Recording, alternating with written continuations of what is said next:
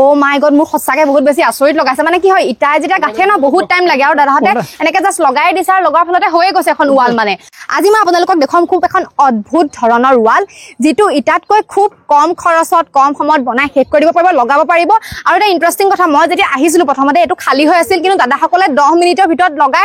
লগাই আছে আৰু শেষ হ'বই গতিকে ভাবকচোন ইটা যদি ইটা লগোৱা হয় তাৰপিছত সেই কৰে এইটো চিমেণ্ট লগাই সেইটো বহুত টাইম লাগি যায় খৰচো বেছি হয় কিন্তু এইটো খুব কম সময়তে আৰু কম খৰচতে হৈ যায় চ' দাদাৰ লগত মই পাতিব বিচাৰিছো দাদা অকণমান কওকচোন ডিটেইলছত এইটো কথা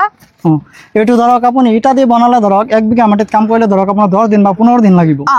এইটো দি কৰিলে আপোনাৰ 1 বিঘা মাটিত আপোনাৰ 3 দিনত কাম কমপ্লিট হৈ যাব 3 দিনত হৈ যাব যেটো কাম 10 দিনত লাগে আৰু এই বাউণ্ডাৰীৰ লগালে 3 দিনতে হৈ যাব আৰু খৰচটো ইটাতকে কম নে বেছি পৰিব খৰচ ধৰক আপোনাৰ ইটাতকে বহুত কম ধৰক ইটা দি কৰিলে যোনখিনিত আপোনাৰ 1 লাখ টকা যাব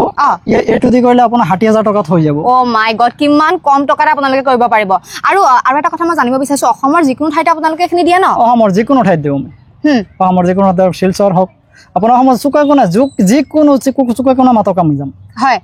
আৰু এটা কথা বাউণ্ডাৰীটো আমাৰ অসমত অহা বেছি দিন হোৱা নাই নেকি ন এইটো কথা কওকচোন না এইটো ধৰক আপোনাৰ 4-5 বছৰ মান হ'ল আমি ধৰক খোলা আপোনাৰ 4 বছৰ হ'ল আগতে ধৰক বাহিৰত আছিল বাহিৰৰ ষ্টেটত আছিল আপোনাৰ কেৰালাত আছিল কেৰালা মানুহতে বহুত এইবিলাকেই লগায় আজিকালি ধৰক ইটাতকে যায় এইটো কম খৰচত হয় সেইকাৰণে ইটাতকে এইটো লগায় দেখাই আছে ওয়াও বঢ়িয়া দাদা একদম ওপৰত উঠি গ'ল কোনো ধৰণৰ প্ৰব্লেম নাই কাৰণ আমি দেখি পেলাই ভাবিছিলো যে ঠুনুকা হ'ব নেকি একো ঠুনুকা নহয় এসা উঠি দিছে পুৰা প্ৰমাণ সাক্ষাৎ প্ৰমাণ কেঁচা ৱালত উঠি দিছে অ' মাই গড আৰু এটা কথা দেই এটা হলো এইটো খুঁটাটো পুতিলে তাত চিমেণ্ট দিলে আৰু লগতে দাদাসকলে দেখাই আছে আপোনালোকে এইখিনি আহি পেলাই জাষ্ট ৰেডিমেড হৈ আছে জাষ্ট লগাই দিছে কম সময়তে হৈ গৈছে সঁচাকে আচৰিত আৰু এটা কথা এইফালে দেখাই দিয়াচোন এইফালে গোটেই ইটাৰ ৱাল আৰু এইফালে আছে বাউণ্ডাৰী ৱাল চ' মই আপোনাক সুধিব বিচাৰিছো আপোনাৰ ইটাৰ ৱাল বনাওঁতে কিমান গ'ল আৰু বাউণ্ডাৰী ৱালত বনাওঁতে মানে কিমান গৈছে কোনটোত লাভ কোনটোত লোকচান কওকচোন চাওক মানে মই প্ৰথমতে ভাবিলোঁ যে ইটা দি বনাওঁ যেতিয়া মই ইটা দি বনাবলৈ আৰম্ভ কৰিলোঁ তেতিয়া মই তাত হিচাপ কৰি চালোঁ য'ত মানে 100 টকাৰ বস্তুটো মই ইটাত খৰচা কৰি বনাওঁ এই সম্পূৰ্ণ 100 টকাৰ বস্তুটো মই 50 টকাত লগাব পাৰোঁ বাপৰে একদম মানে আপোনাৰ 50% ৰেহাই আৰু এটা হ'ল এইটো মানে মই প্লাষ্টাৰ কৰিব নালাগে সেইটো প্লাষ্টাৰ কৰিব লাগিব আৰু যদি মই প্লাষ্টাৰ কৰিব যাওঁ তেতিয়াহ'লে আপোনাৰ এনেকৈ হৈ যাব এই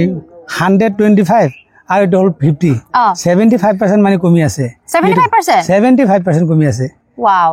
আৰু এইটো দেখাত বহুত ধুনীয়া হয় প্লাষ্টাৰ কৰিব নালাগে মই যদি পিছফালে ৰং লগাই দিওঁ এটা আৰু মানে চকচকীয়া হৈ যাব আৰু এটা কথা মই জানিব বিচাৰিছো দাদা সুধিম দেই দাদা এইটো যে মানে ধৰি লওক ইটাতকেতো সম্পূৰ্ণ বেলেগ ন মানে ভাগি চাগি যোৱাৰ চান্স আছে নেকি বাৰু কেতিয়াবা না এইটো ভাগি যোৱাৰ চান্স নাই মানে ধৰক আপুনি যদি ডাঙৰ গছ পৰিলে তো ধৰক কেনে 5 ইঞ্চি ৱালো ভাগিব